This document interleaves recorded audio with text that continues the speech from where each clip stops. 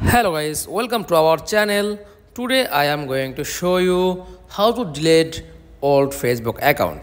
Okay, so let's get started. Then first of all click on Facebook app.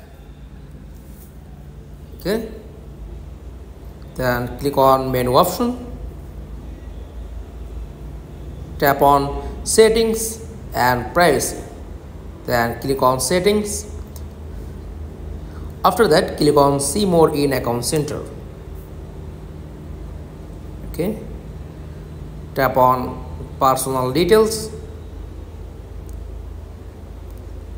then click on account ownership and control.